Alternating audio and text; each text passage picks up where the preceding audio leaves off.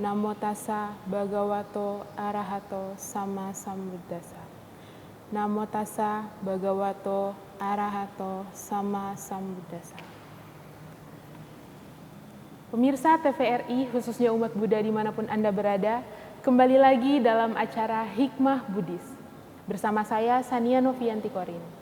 Tema yang akan dibahas pada hari ini yaitu mengenai moderasi beragama dalam perspektif agama Buddha. Telah hadir bersama saya narasumber, beliau adalah guru agama Buddha di Wihara Buddha Dharma Gorontalo.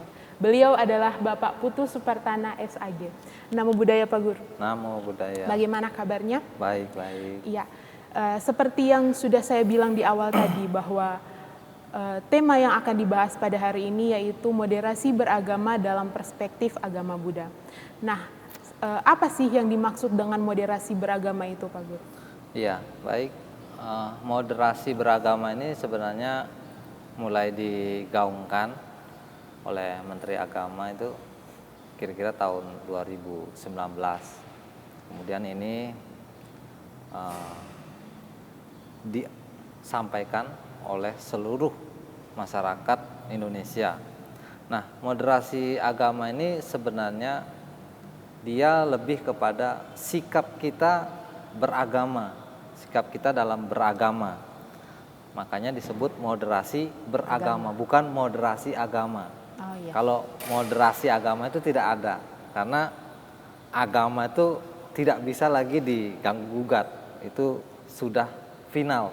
Tapi kalau moderasi beragama ini berkaitan dengan cara kita beragama. Makanya kalau lawannya itu moderasi beragama ini mungkin lebih ke cara beragama yang ekstrim lah begitu. Tapi kalau moderasi beragama, cara kita beragama, di mana di sini kita mengedepankan nilai-nilai toleransi, kemudian kemanusiaan, kemudian gotong royong. Nah, itu moderasi beragama. Jadi bukan moderasi agama, moderasi beragama begitu. Iya. Seperti apa moderasi beragama dalam perspektif agama Buddha? Iya, kalau di dalam agama Buddha, moderasi beragama itu adalah lebih kepada sikap yang seimbang, yang didasari dengan cinta kasih, belas kasihan, dan empati. Nah, ini moderasi di dalam agama Buddha. Sikap moderasi beragama dalam agama Buddha ini kita bisa jumpai di Brahma Wihara, yaitu 4 sifat luhur. Yang pertama yaitu metta atau cinta kasih. Cinta kasih yang dimaksud di sini adalah cinta kasih yang universal. Makanya agama Buddha itu konsisten sekali tentang cinta kasih ini, di mana seorang umat Buddha dia tidak boleh melakukan tindak kekerasan atau pembunuhan kepada semua makhluk. Pokoknya konsisten, tidak boleh begitu. Nah, ini metta di dalam agama Buddha. Makanya kita umat Buddha itu kan biasa melaksanakan function dan lain sebagainya. Ini dalam rangka untuk ke situ, mengarah ke kemanusiaan. Jadi tanpa kekerasan, cinta kasih. Yang kedua, belas kasihan atau bahasa palinya karuna. Nah, ini yaitu satu sikap yang merasa kasihan ketika melihat orang lain susah. Nah, itu. Jadi misalnya ada orang kena bencana alam, nah itu kita wajib memberikan bantuan. Kemudian kalau kita melihat orang lain sedang kesusahan, nah kita menolong. Nah, itu karuna ya, belas kasihan. Bukan sebaliknya, senang melihat orang lain susah, susah melihat orang lain senang. Nah, ini. Jadi kalau karuna itu yaitu kasihan melihat orang lain itu susah. Yang ketiga mudita, simpati. Kalau ini berkaitan dengan yang baik, yang senang. Jadi senang melihat orang lain Senang. senang. Misalnya si A dapat juara 1 misalnya kalau dalam dunia pendidikan. Nah, kita senang, selamat ya, mengucapkan selamat. Atau si B misalnya ulang tahun. Nah, kita mengucapkan selamat ulang tahun ya, semoga panjang. Si C misalnya membuka usaha baru. Selamat ya, semoga usahanya lancar dan lain sebagainya. Nah, ini adalah simpati atau dalam bahasa Pali itu mudita ya. Nah, itu yang keempat yaitu UPK. UPK adalah keseimbangan batin, netral, tidak memihak kepada si A atau si B.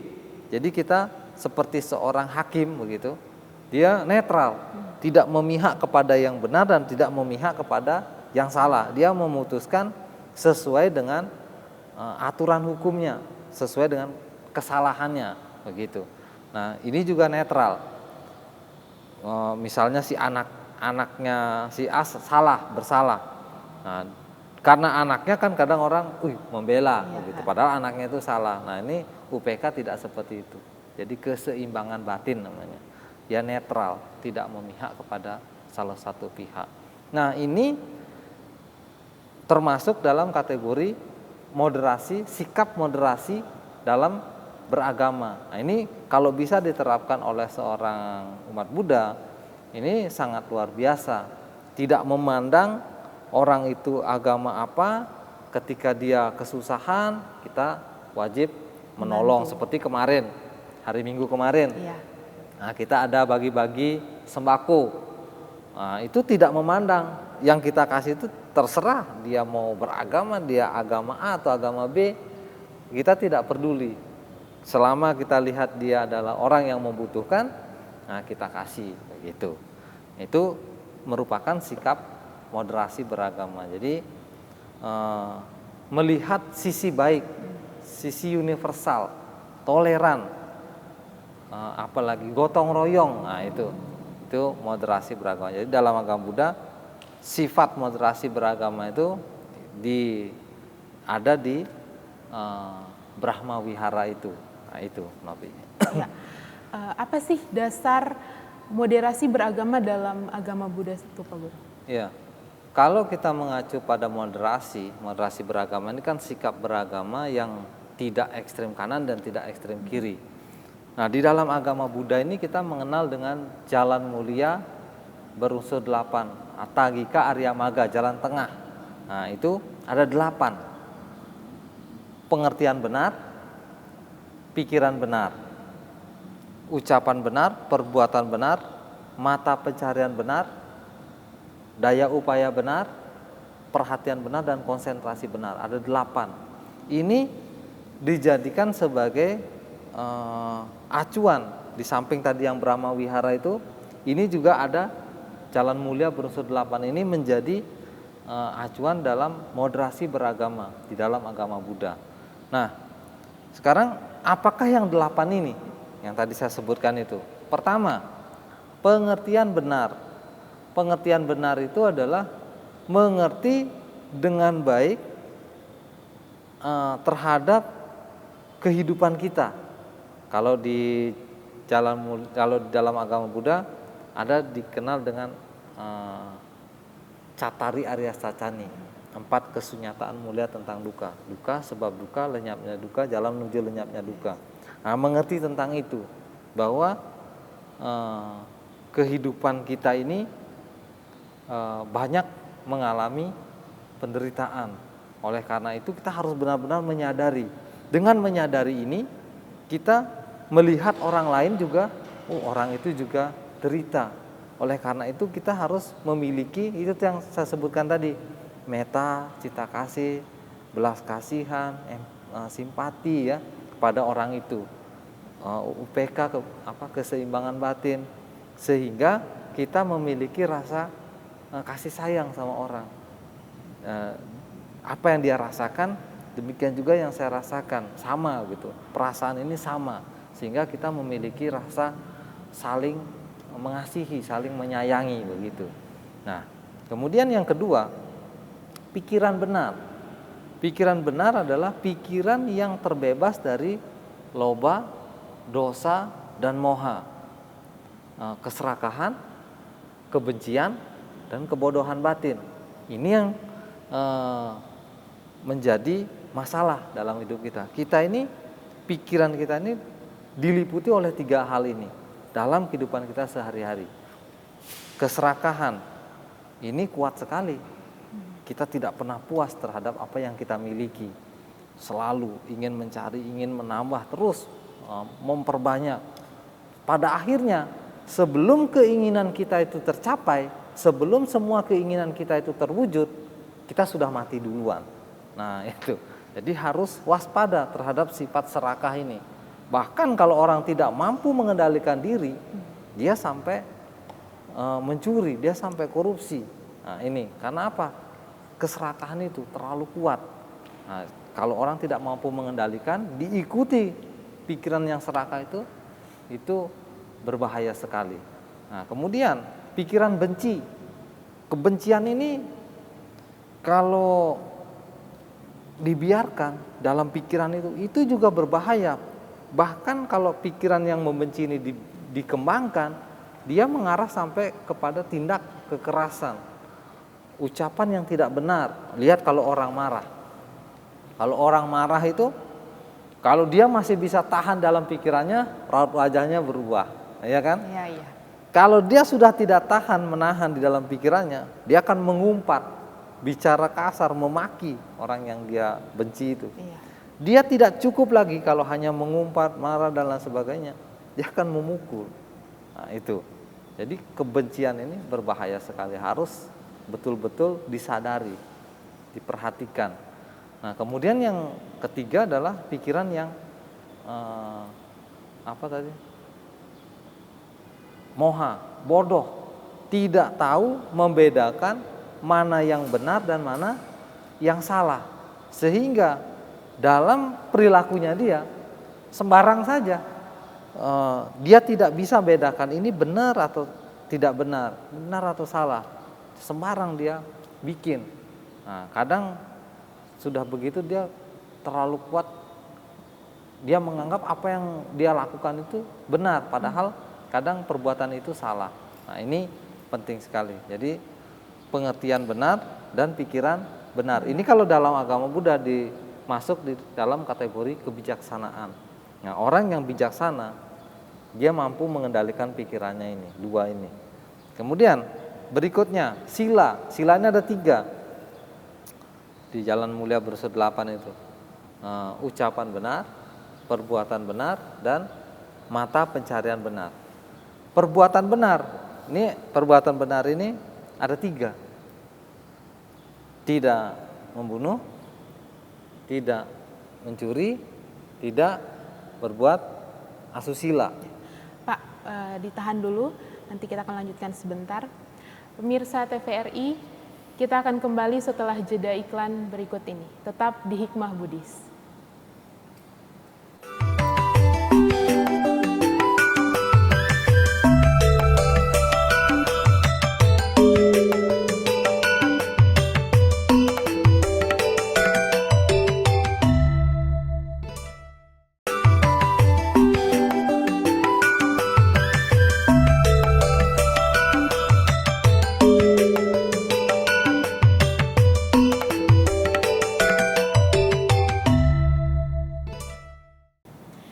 Pemirsa TVRI dimanapun Anda berada, kembali lagi dalam acara Hikmah Buddhis dan masih dengan tema yang sama, yaitu moderasi beragama dalam perspektif agama Buddha. Nah, Pak Putu silahkan dilanjutkan pembahasan yang baik. Tentang sila ini ya tadi. Baik, jadi perbuatan yang ini ada 3. Perbuatan benar, yaitu tidak menyakiti, tidak membunuh makhluk hidup. Yang kedua tidak mencuri, dan ketiga tidak asusila. Nah, ini perbuatan benar. Yang kemudian ucapan benar ada 4. Tidak bohong, tidak bicara kasar, tidak fitnah, tidak gosip. Nah, ini. Yang berikutnya 3, 4. Yang kelima mata pencarian benar. Jadi mata pencarian benar ini adalah mata pencarian yang tidak menimbulkan bahaya bagi diri sendiri dan orang lain. Apa itu? Mata pencarian yang tidak bertentangan dengan hukum negara dan mata pencarian yang nantinya tidak mengarah kepada kerugian makhluk lain. Contoh mata pencarian yang salah, jual narkoba, itu mata pencarian salah di dalam agama Buddha. Menjual manusia, perdagangan manusia, nah itu tergolong kategori mata pencarian salah yang melanggar hukum dan bertentangan dengan hukum negara maupun hukum agama. Illegal logging, mata pencarian yang merusak hutan, nah itu. Kemudian menjual senjata, itu dalam agama Buddha juga tidak dibenarkan karena ini bisa digunakan untuk membunuh orang lain. Nah, itu tidak dibenarkan, termasuk dalam kategori mata pencarian salah. Menjual racun, nah ini juga tidak dibenarkan di dalam agama Buddha karena racun ini bisa digunakan untuk membunuh makhluk lain. Tapi kan pertanyaannya begini kemudian, misalnya racun dijual untuk membasmi hama, ya kan? Kan sekarang pertanian. Iya. Di satu sisi pertanian itu diserang hama, tentu harus menggunakan racun untuk membasmi hama itu. Di dalam agama Buddha tetap tidak dibenarkan menjual racun itu. Tapi kalau begitu nanti hama-hama padi ini bagaimana? Nah, kita harus kembali ke masa yang dulu. Racun ini dulu kan belum ada, zaman-zaman dulu. Nah, waktu itu belum ada racun, tapi kenapa hasil pertaniannya bisa bagus? Nah, itu jadi tolok ukurnya begitu. Jadi tidak serta-merta dengan cara itu kemudian hama ini bisa hilang. Jadi harus mencari cara lain atau metode lain agar bagaimana membasmi itu, menghilangkan itu tanpa kekerasan begitu. Nah, kemudian itu tadi sudah yang ke sudah kelima ya. Sekarang yang keenam, usaha benar, daya upaya benar ya. Daya upaya benar itu ada 4 ya. Ini berkaitan dengan pikiran, yaitu membuang pikiran yang jelek, kemudian mencegah masuknya pikiran yang jelek, kemudian memunculkan yang baik, kemudian mengembangkan yang baik.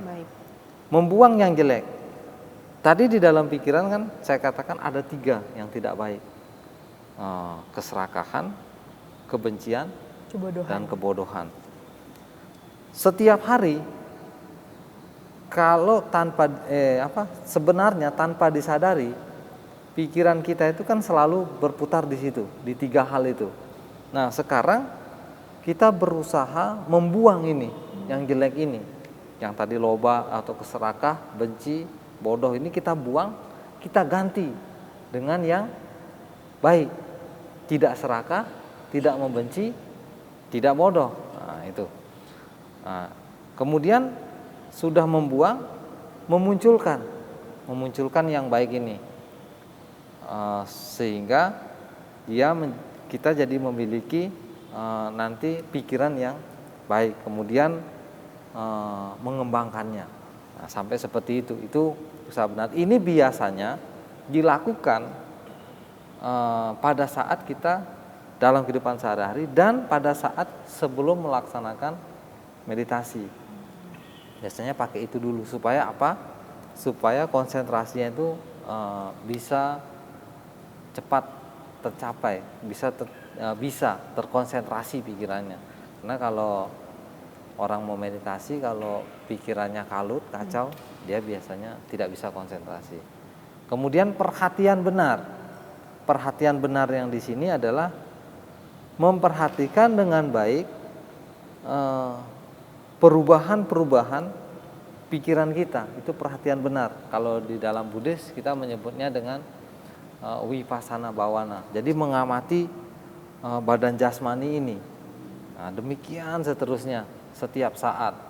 Itu disebut dengan perhatian benar, dan yang terakhir adalah konsentrasi benar.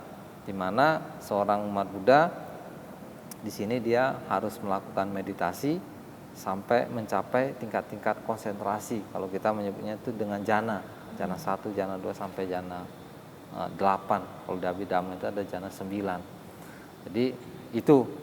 Nah, kalau ini diterapkan oleh seorang umat Buddha, maka secara tidak langsung dia juga sedang menjalankan atau mengamalkan atau menerapkan moderasi beragama itu. Nanti dia di dalam dirinya itu akan tumbuh cinta kasih, belas kasihan, toleransi.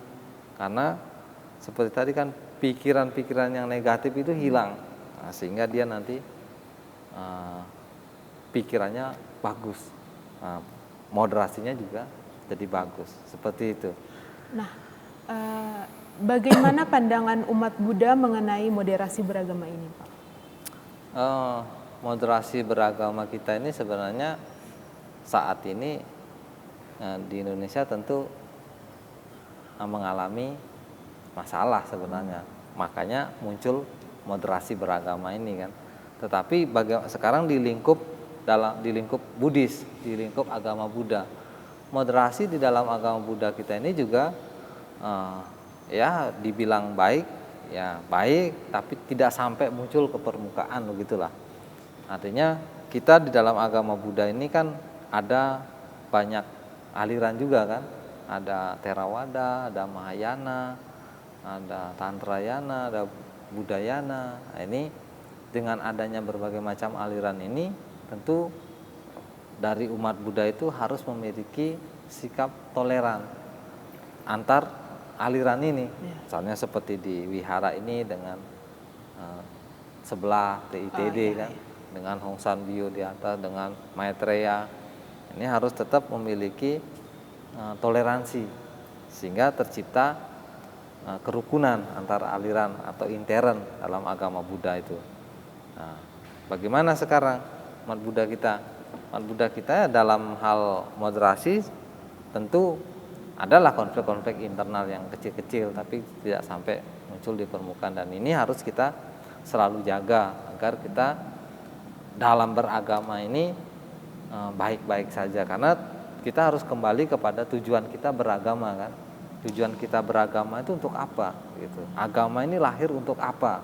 Kan untuk menciptakan ketentraman, kedamaian, ketenangan kan. Tapi kalau beragama terus kita berkonflik, terus kita saling membenci, saling menghujat, nah ini bukan beragama. Akhirnya lahirnya agama ini, adanya agama ini jadi tidak bermanfaat gitu. Tidak ada gunanya. Maka itu agama yang ada ini, yang kita anut ini, agama Buddha ya harus ajarannya harus dilaksanakan, harus dipraktekkan. Dengan demikian maka semua bisa tercipta. Dan yang lebih penting lagi bahwa moderasi beragama ini kan tidak hanya tentang toleransi, tapi juga gotong royong. Oleh karena itu antar sesama umat Buddha ya harus saling kerjasama. Karena kalau tidak, kita berdiri sendiri-sendiri, jalan sendiri-sendiri, tidak bersatu, ini sama saja dengan kehancuran agama Buddha. Kita lihat saja Indonesia bisa merdeka tentu adanya persatuan dari seluruh masyarakat Indonesia, di mana mereka bersatu dan sama-sama memiliki visi dan misi, yaitu untuk memerdekakan Indonesia gitu kan. Nah, demikian juga dengan kita sebagai umat Buddha harus bersatu dengan tujuan yang sama untuk melestarikan dan menjaga ajaran Sang Buddha ini tanpa kekerasan, tanpa dengan saling membenci, dengan saling menyakiti gitu. Harus dengan kerjasama yang baik begitu. Ya, sikap seperti apa yang harus dimiliki oleh umat Buddha atau masyarakat demi terlaksananya moderasi beragama ini, Pak? Ya, untuk masyarakat Buddhis tentu di sini kan kita mengenal adanya trikerukunan, kerukunan antar umat beragama, kerukunan antar intern umat beragama, dan kerukunan antar agama dengan pemerintah. Nah, bagaimana di sini umat Buddha menyikapinya? Kita harus menyadari betul bahwa di negara kita ini kita majemuk ya, ada 6 agama, ada banyak suku, ada banyak ras di Indonesia ini. Jadi kita harus saling menghormati, saling menghargai semua itu. Harus betul-betul menjaga kerukunan, bekerja sama, bergotong royong untuk menjaga ketenangan ini. Dengan demikian kita dapat melaksanakan moderasi beragama. Intinya umat Buddha sebagai umat yang beragama Buddha menjalankan ajaran agama Buddha itu dengan baik. Agama lain juga menjalankan ajaran agamanya itu dengan baik. Kita harus mengedepankan nilai-nilai universal. Jangan melihat perbedaan dari agama-agama itu. Jadi saya agama Buddha, si agama B gitu misalnya. Kemudian kita melihat perbedaannya. Kalau kita melihat perbedaannya, yang terjadi adalah pertentangan. Yang kita lihat adalah nilai-nilai universalnya, seperti tadi di dalam Jalan Mulia berunsur 8, bahwa kita itu sama begitu, memiliki perasaan yang sama, memiliki pikiran yang sama. Nah, di situ yang kita harus lihat. Ketika dia susah, oh iya saya harus menolong. Ketika saya susah, mereka menolong. Jadi memiliki rasa yang sama. Inilah yang sebenarnya bisa menimbulkan ketenangan, kedamaian. Inilah yang disebut dengan moderasi. Kita beragama, moderasi ini maksudnya berpikir dengan cara yang lebih terbuka, bukan tertutup gitu ya. Yang terbuka dan menerima perbedaan, bukan menyamakan perbedaan, menerima perbedaan itu. Bukan nanti ini kita beda, perbedaan ini harus dibikin sama gitu. Tidak seperti itu. Tapi menghargai perbedaannya. Oh iya dia seperti itu, saya seperti ini. Jadi yang berbeda itu oke, kita hargai, kita hormati, itu toleransi. Kemudian apa yang sama, nah ini harus kita bikin sama. Oh dia ingin hidup bahagia, oh ya saya harus mampu membuat dia hidup bahagia dengan cara tidak mengganggu gitu kan. Iya, Pak Putu ditahan dulu, nanti kita akan lanjutkan. Pemirsa TVRI, kita akan kembali setelah jeda iklan berikut ini. Tetap di Hikmah Buddhis.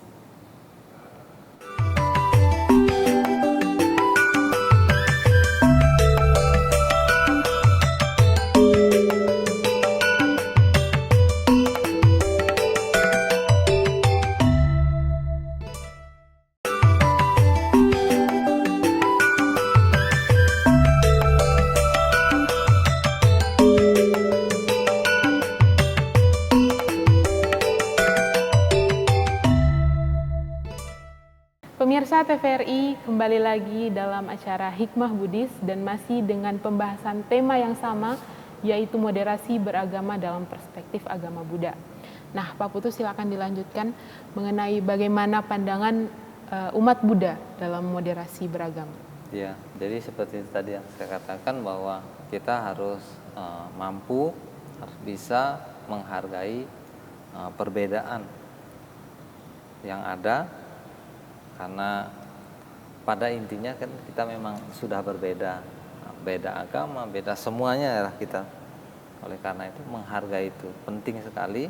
Dengan demikian itu bisa membawa kepada perdamaian, ketenangan, kebahagiaan kita dalam kehidupan bermasyarakat.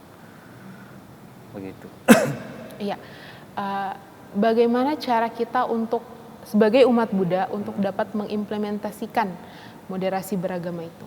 Ya, untuk mengimplementasikan moderasi beragama di kita sebagai Buddhis, Yang pertama adalah kita harus melaksanakan 3, dana, sila, dan bawana.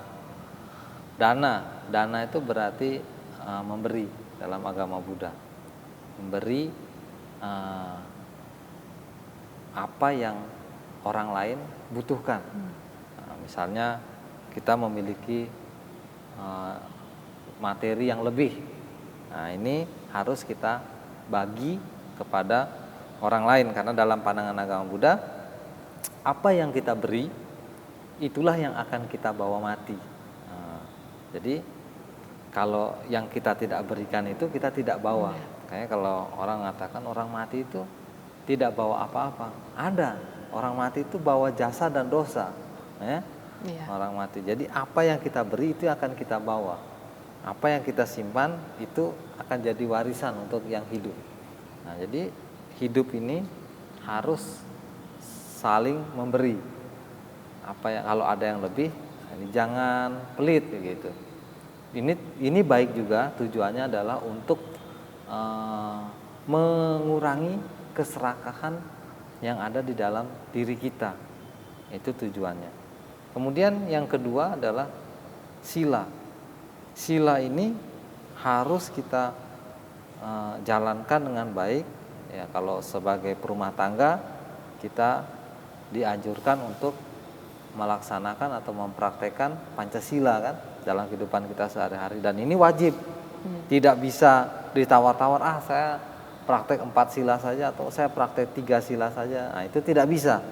Jadi seorang umat Buddha itu wajib hukumnya begitu mempraktekkan Pancasila, bukan Pancasila dasar negara ya. Itu lain lagi. Ini Pancasila di dalam ajaran Sang Buddha, yaitu 5 sila. Itu yang pertama, tidak membunuh, tidak mencuri, tidak asusila, tidak berbohong, dan tidak mabuk-mabukan. Itu Pancasila Buddhis. Nah, itu apabila dilaksanakan maka ini sama dengan mengimplementasikan moderasi beragama itu, karena di situ akan menimbulkan toleransi, gotong royong, kemanusiaan itu dan lain sebagainya yang berkaitan dengan moderasi. Nah, kemudian yang ketiga adalah bawana atau meditasi. Nah, ini juga sebenarnya kalau diterapkan bagian dari moderasi, karena orang meditasi itu dia duduk diam, tidak mengganggu siapa-siapa, tidak menjelekkan siapa-siapa, hanya berurusan dengan diri sendiri, berkaitan dengan pengendalian diri. Kalau duduk meditasi diam itu sebenarnya orang pikir ngapain begitu, cuma begitu, tapi sebenarnya jasanya itu besar sekali ya. Dengan misalnya saya duduk meditasi, saya tidak berbuat apapun ya, secara otomatis Pancasila saya terapkan dengan baik. Ya, tidak ada perbuatan atau tindakan apapun di situ. Saya tidak bicara, saya tidak melakukan aktivitas apa-apa. Nah, di situ secara tidak langsung ini bisa menimbulkan ketenangan di dalam lingkungan masyarakat. Saya tidak ganggu siapa, saya tidak ngomongi siapa, ya kan? Ini menimbulkan ketenangan, kedamaian. Orang juga tidak khawatir dengan saya karena tidak ada urusan begitu.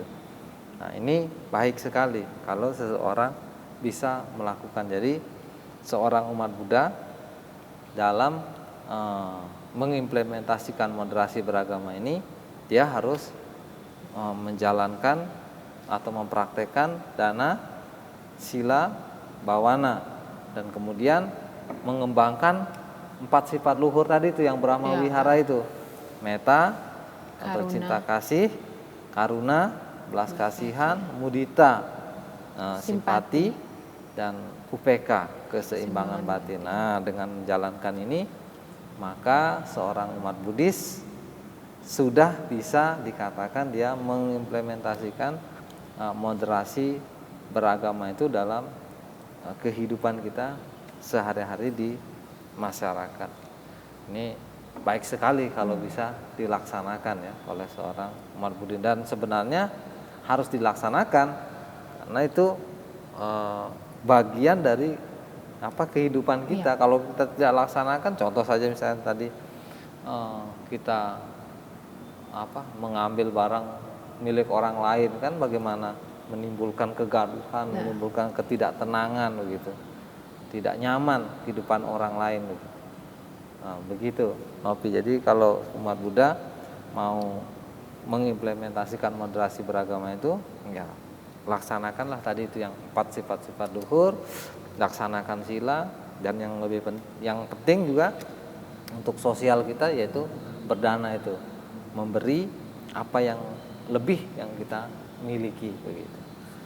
Ya, menurut Pak Putu nih, apakah sudah banyak masyarakat khususnya umat Buddha yang menjalankan moderasi beragama, dan contohnya seperti apa? Iya, kalau moderasi beragama ini di dalam agama Buddha oleh masyarakat Buddhis itu ya sebenarnya sudah dilaksanakan. Seperti misalnya kan dana itu kan ajaran Sang Buddha yang paling mendasar kan. Nah, ini kan diajarkan oleh Sang Buddha dan benar-benar ditekankan harus dilaksanakan, harus dipraktekkan, dan itu sudah dipraktekkan oleh umat Buddhis. Kita lihat organisasi kita yang besar saat ini yaitu Buddha Suci itu. Nah, itu kan di mana ada bencana alam, di mana ada hal-hal yang berkaitan dengan orang susah, itu kita hadir. Dan ini cabangnya sudah bukan hanya di seluruh Indonesia tapi sampai ke luar negeri. Ini adalah wadah atau organisasi Buddhis yang berkaitan dengan amal. Cuma sekarang organisasi kita ini sudah tidak lagi hanya tentang amal. Kita sudah mengarah ke kesehatan, misalnya kita membuat rumah sakit, pendidikan sudah mengarah ke situ. Cuma yang masih menonjol ini baru tentang di amalnya saja, di perdananya itu. Nah, dan saya rasa kalau Buddha Suci ini sudah tidak diragukan lagi ya, sudah diketahui oleh seluruh masyarakat Indonesia. Apalagi kalau ada daerah-daerah yang kena bencana itu, biasanya mereka itu cepat hadir. Saya dulu pernah mengikuti sampai membagikan ribuan, seperti waktu COVID kemarin. Nah, awal COVID kemarin, kita di sini juga menyalurkan bantuan waktu ada bencana banjir di tenda situ juga. Nah, itu kita menyalurkan ribuan sembako dan juga makanan itu ya untuk mereka. Nah, ini adalah bentuk moderasi beragama dengan cara menolong, membantu, ini bergotong royong namanya, untuk meringankan penderitaan orang lain, supaya orang lain itu yang derita itu tidak merasa dirinya menderita. Nah, gitu. Dan sebenarnya bukan hanya tentang itu saja, kalau bisa lebih ya, kayak Buddha Suci misalnya, orang yang tidak mampu sekolah orang difabel bantu. Banyak, sekarang banyak. Sudah besar sekali Buddha Suci, sudah sampai ke luar negeri juga. Nah, ini merupakan salah satu sikap umat Buddha dalam usaha untuk moderasi beragama itu.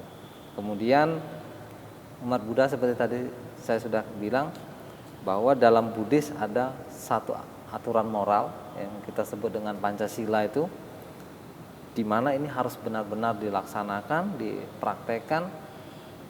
Apabila seorang umat Buddha melanggar Pancasila Buddhis ini, tentu konsekuensinya sudah ada, baik secara duniawi maupun secara di atas duniawi. Kalau secara duniawi adalah konsekuensi hukum negara. Nah, kayak misalnya tindak kekerasan atau pembunuhan tadi kan, kalau dilanggar bukan hanya melanggar agama Buddha itu saja, tapi juga melanggar hukum negara yang mengarah bisa dipenjara dan lain sebagainya kan. Demikian juga mencuri, asusila ini juga sekarang masuk hukum negara semua. Berbohong, memfitnah itu pencemaran nama baik itu kan masuk semua itu. Jangankan hanya bicara, medsos juga. Nah, ini hati-hati. Dan miras ini juga masuk hukum negara. Ya, make narkoba ini hukum negara ini. Jadi Pancasila itu diberikan oleh Sang Buddha, diajarkan oleh Sang Buddha tidak semata-mata hanya untuk sorga dan neraka, bukan. Tapi juga ini tentang berkaitan dengan kehidupan kita pada saat ini. Nah, begitu. Jadi pada hakikatnya umat Buddhis itu secara tidak langsung sebenarnya sudah menjalankan moderasi beragama itu. Terlepas itu apakah sudah sempurna atau belum, tetapi dalam pelaksanaannya kita sudah mengarah, sudah melakukan hal itu. Dan kita sesama agama lain juga kita sudah saling menghormati. Bagaimana tidak saling menghormati dalam satu keluarga? Kadang di dalam agama Buddha itu ada banyak agama kan dalam satu keluarga. Nah ini pasti sudah di situ mereka sudah ada moderasi beragama, mereka saling menghormati tentang toleransi itu. Oh itu adik saya agamanya atau mama saya agama ini, papa saya. Nah itu sudah pasti otomatis moderasi beragama di situ sudah terjalin. Jadi moderasi dalam agama Buddha ini kita sudah melaksanakan, sudah mendukung program pemerintah mengenai moderasi beragama, dan ini akan bukan hanya dalam saat ini, tapi ini akan seterusnya selamanya kita akan terapkan dalam kehidupan kita sehari-hari begitu. Ya, selain yang sudah dijelaskan sama Pak Putu tadi, apakah ada upaya atau usaha lain dari umat Buddha dalam mengimplementasikan moderasi beragama? Ya, ada. Salah satunya yaitu memberikan diklat-diklat, memberikan dialog-dialog tentang moderasi beragama di intern agama Buddha dan maupun antar agama Buddha dengan agama lain dan pemerintah. Contohnya misalnya dari Kementerian Agama, ya kan, provinsi dan kota itu, mereka selalu membuat dialog, kegiatan atau seminar tentang moderasi beragama. Dan ini sudah digaungkan kurang dari tahun 2020 kalau tidak salah itu. Itu sudah gencar ya di masyarakat kita, di pemerintahan itu mengenalkan tentang moderasi beragama ini, dan saya sudah berapa kali juga menjadi pemateri untuk memberikan moderasi beragama, maupun saya juga menjadi peserta yang mendengarkan tentang moderasi beragama ini dari para pakar. Iya, Pak Putu, ditahan dulu, nanti kita akan lanjutkan sebentar. Pemirsa TVRI, kita akan kembali setelah jeda iklan berikut. Tetaplah di Hikmah Buddhis.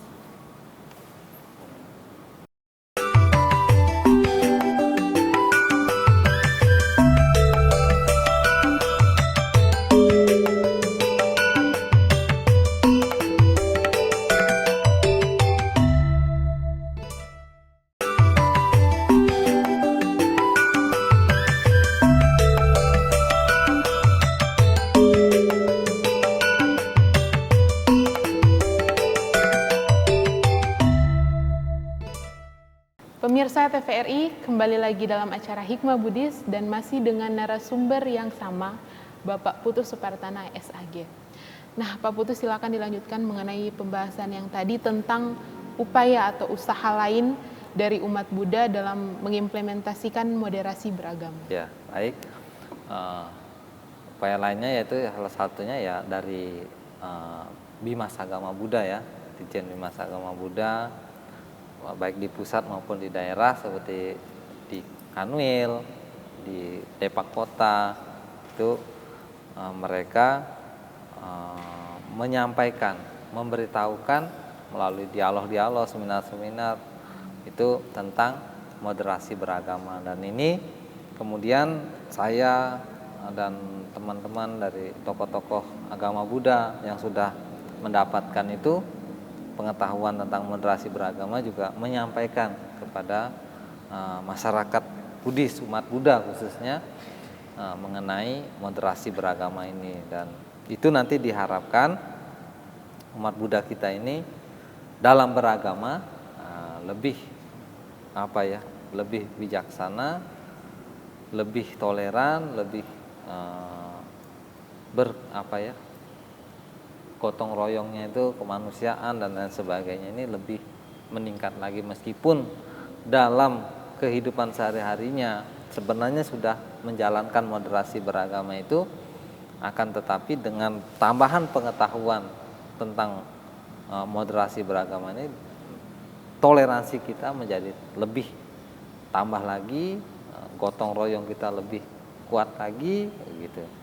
Diharapkan nanti ini kita umat Buddha semuanya nantinya sudah betul-betul memiliki moderasi beragama dalam kehidupan bermasyarakat dan bernegara ini.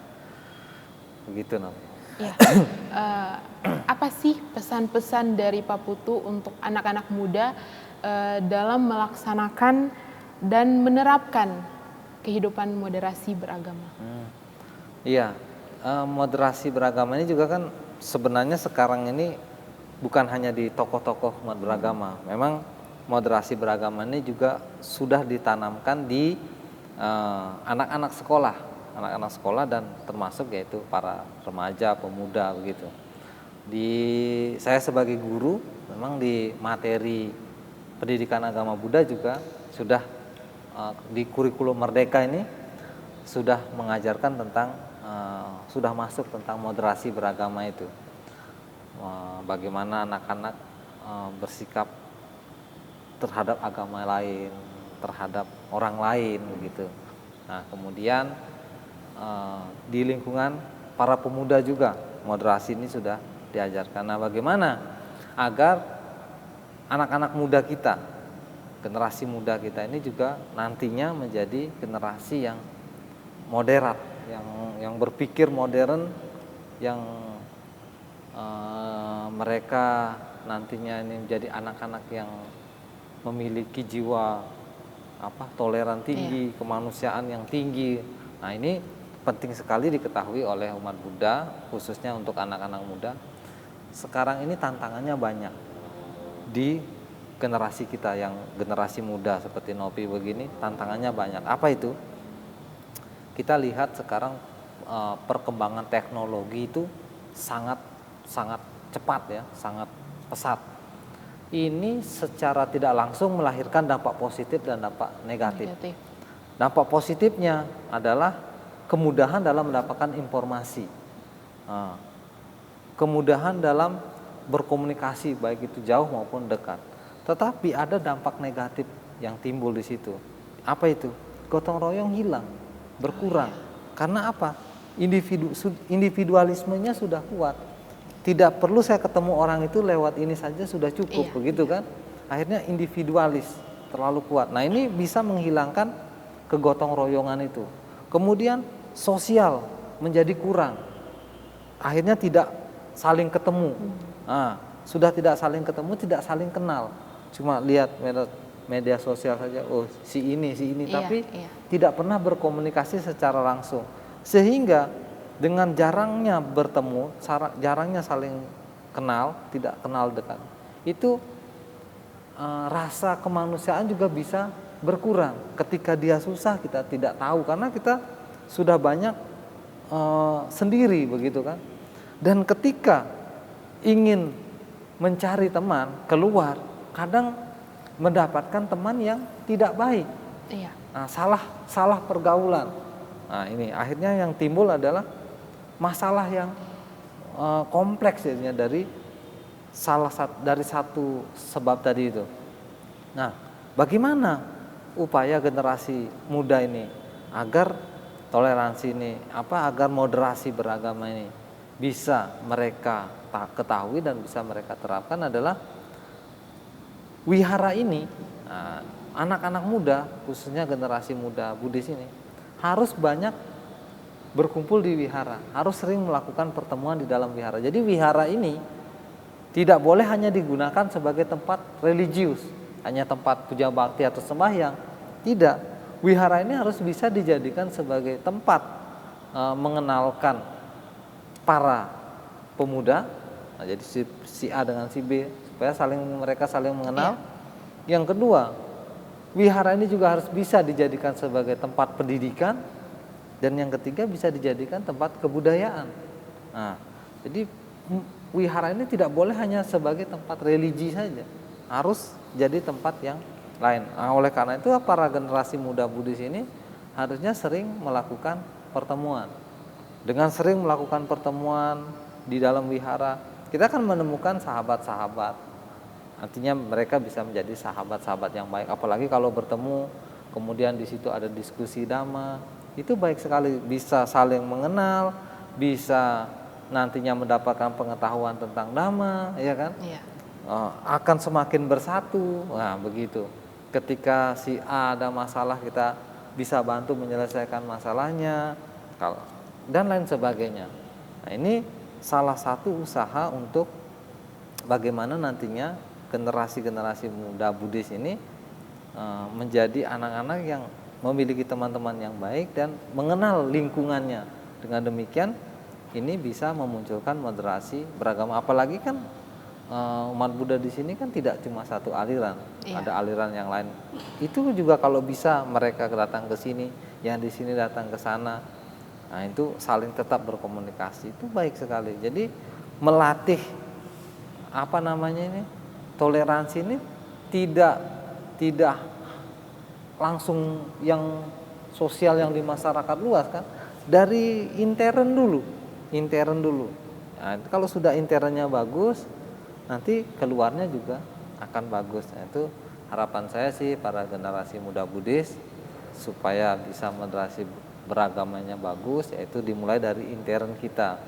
Kemudian bagaimana nanti di intern itu diajarkan nanti sehingga ketika mereka keluar di masyarakat, mereka bisa tahu bagaimana saya harus bersikap kepada orang yang beragama lain, pada yang bersuku lain. Nah, begitu, kira-kira begitu, Nabi. Iya, Pak Putu dan juga pemirsa TVRI, saat ini kita sudah berada pada segmen terakhir.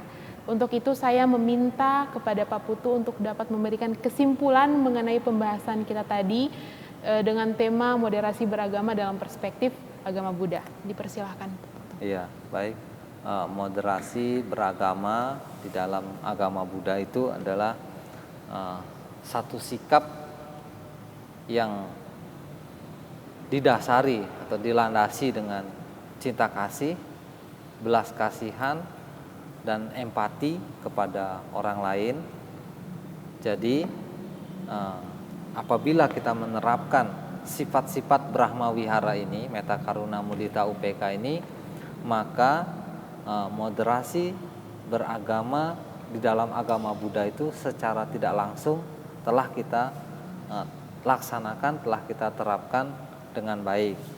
Kemudian di samping itu moderasi beragama dalam agama Buddha juga ini bisa sesuai dengan pengertiannya.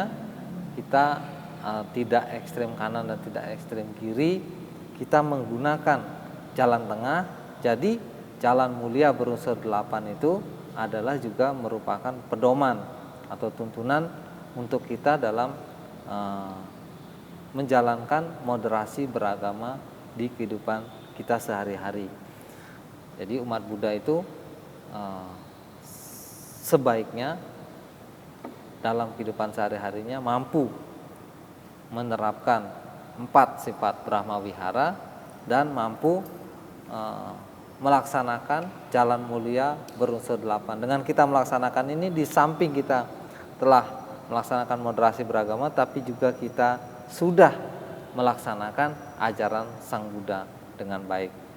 Demikian. Terima kasih. Ya, terima kasih Pak Putu atas kesimpulannya. Dan pemirsa Hikmah Buddhis, demikianlah acara Hikmah Buddhis pada hari ini. Semoga apa yang telah disampaikan oleh Pak Putu tadi dapat bermanfaat bagi kita semua. Saya Sania Novianti Korin beserta kerabat kerja yang bertugas mengucapkan terima kasih atas perhatian Anda. Akhir kata, Sabe Sata Bawantu Sukitata. Semoga semua makhluk hidup berbahagia. Sadu, sadu, sadu, sadu.